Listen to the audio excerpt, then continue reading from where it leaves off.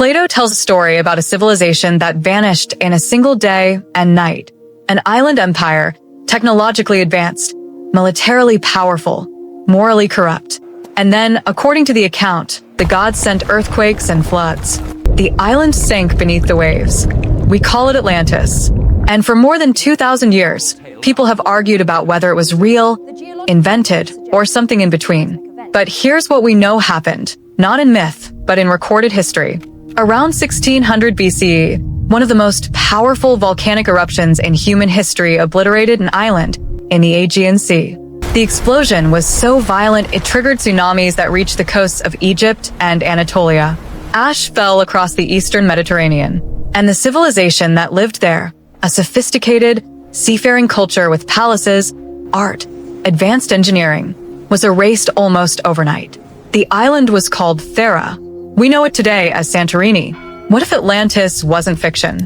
What if it was collective memory, a story passed down through generations, mythologized over centuries, about a real catastrophe so devastating that it became the template for every lost civilization story that followed?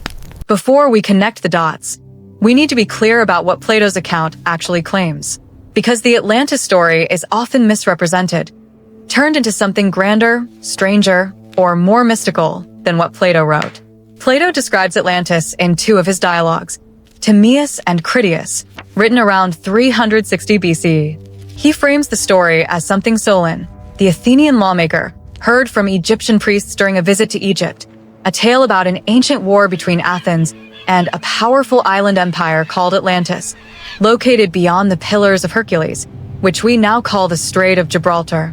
According to Plato, Atlantis was a naval superpower. It had concentric rings of water and land, elaborate architecture, abundant resources, and a large military. But it grew arrogant. It attempted to conquer the Mediterranean world, including Athens. Athens defeated them. And then, in punishment for their hubris, the gods destroyed Atlantis in a single catastrophic event. Earthquakes and floods that caused the island to sink beneath the ocean in one day and one night. Plato's account includes specific details. He gives measurements. He describes the layout of the city. He dates the event to 9,000 years before Solon's time, which would place it around 9,600 BCE, well into the Stone Age. Most historians believe Plato invented the story, that it was a philosophical allegory, a cautionary tale about the dangers of hubris and imperialism, not a historical account. But there's a problem with that interpretation. The details, the concentric rings, the advanced harbor engineering, the sudden destruction by earthquake and flood, are oddly specific. And they match, with unsettling accuracy, a real place that was destroyed in exactly that manner. Just not 9,000 years before Solon. More like 900. Let's go back to the Aegean, around 1600 BCE. At that time, one of the most sophisticated civilizations in the Mediterranean was centered on the island of Crete. We call them the Minoans, after the legendary King Minos. They built multi-story palaces with advanced plumbing. They had a written script, linear A, still undeciphered. They produced intricate frescoes, pottery, jewelry. They were master sailors and traders, with a network that reached Egypt, Anatolia, and the Levant. Their largest palace, Knossos, housed thousands of people and functioned as both an administrative center and a religious complex. But the Minoans weren't confined to Crete. They also had a major settlement on the island of Thera, about 110 kilometers north. Thera wasn't just any island. It was a volcano. And in the mid-2nd millennium BCE, that volcano erupted with such force that it fundamentally altered the geography and political landscape of the entire region. The eruption, now called the Minoan eruption or the Thera eruption, was one of the largest volcanic events in recorded history. The volcanic explosivity index rates it as a 6 or 7 out of 8. For comparison, the 1883 eruption of Krakatoa, which killed more than 36,000 people and was heard 4,800 kilometers away, was a VI6. Thera was at least that powerful, possibly stronger. The eruption began with earthquakes, enough warning that most of the island's population appears to have evacuated. We know this because the excavated city of Akrotiri, buried under meters of volcanic ash, contains almost no human remains. They left, but what followed was catastrophic. The volcano ejected an estimated 60 cubic kilometers of rock, ash, and pumice into the atmosphere. The eruption column may have reached 35 to 40 kilometers into the stratosphere. Pyroclastic flows, superheated clouds of gas and volcanic matter traveling at hundreds of kilometers per hour, swept across the island. And then, as the magma chamber emptied, the center of the island collapsed into the void, creating a caldera, a massive crater that immediately filled with seawater. The collapse triggered tsunamis. Waves estimated at 10 to 15 meters high, possibly higher, radiated outward across the Aegean and into the eastern Mediterranean. Coastal settlements on Crete, less than 110 kilometers away, were devastated. Harbors were destroyed. Ships were wrecked. Entire towns were inundated. The ash cloud from the eruption blanketed the region. Deposits of the Thera ash have been found in Egypt, Turkey, and across the Aegean Islands. The sky would have darkened. Crops would have failed. Temperatures may have dropped. And the Minoan civilization, already weakened by the destruction of coastal infrastructure and the loss of Thera as a major settlement, never fully recovered. Within a century, the Mycenaeans from mainland Greece had taken control of Crete. The Minoan palaces were burned or abandoned.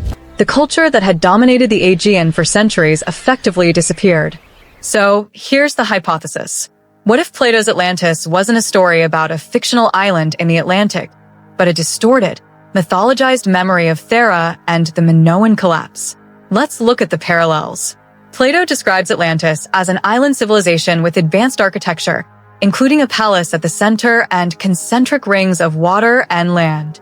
Thera, before the eruption, was a volcanic island with a central caldera partially filled with water. After the eruption, the island literally became a ring, the outer edges surviving as fragments around a water-filled crater. Plato says Atlantis was destroyed by earthquakes and floods in a single day and night. Thera's destruction would have been sudden and violent. The collapse of the caldera and the resulting tsunamis would have matched that description almost exactly. Plato places Atlantis beyond the Pillars of Hercules, which seems to contradict the Aegean location. But Plato was writing more than 1,000 years after the event, based on a story Solon allegedly heard from Egyptian priests. It's entirely plausible that the location was misremembered, exaggerated, or deliberately fictionalized to make the story more exotic. What matters isn't the geographic accuracy. It's the narrative structure, a powerful, advanced island civilization destroyed in a single catastrophic event involving earthquakes, floods, and the sea. The biggest problem with this theory is Plato's timeline. He dates Atlantis' destruction to 9,000 years before Solon, around 9,600 BC. Thera erupted around 1600 BC. That's an 8,000-year discrepancy. But there's a compelling explanation for this. The Egyptians used a lunar calendar for some records. If the priest Solon spoke to were referring to lunar years rather than solar years, and if that detail was lost in translation, the number 9,000 could actually refer to around 900 solar years, which would place the event squarely in the mid-2nd millennium BC, exactly when Thera erupted. There's another layer to this. The Thera eruption didn't just destroy one island. It contributed to the broader Bronze Age collapse, a period around 1200 to 1150 BC when nearly every major civilization in the eastern Mediterranean failed simultaneously. The Hittite Empire in Anatolia collapsed. Mycenaean Greece fragmented. Egyptian power waned. Trade networks disintegrated. Entire cities were abandoned. The causes are still debated: drought, famine, invasion by the mysterious sea peoples, systemic collapse. But the Thera eruption, occurring a few centuries earlier, may have been the initial shock that destabilized the entire system. If that's true, then the memory of Thera's destruction wouldn't have been isolated to one island. It would have been part of a broader cultural trauma, a moment when the world fundamentally changed. The kind of event that gets remembered, retold, and eventually mythologized into a story about divine punishment and a lost golden age. It's worth acknowledging that Thera isn't the only proposed location for Atlantis. Over the years, researchers have suggested everything from the Azores in the Atlantic to the Black Sea to Antarctica. Most of these don't hold up to scrutiny. The Atlantic locations fail because there's no geological evidence of a sunken landmass in the locations Plato describes. The ocean floor there has been mapped extensively. There's nothing.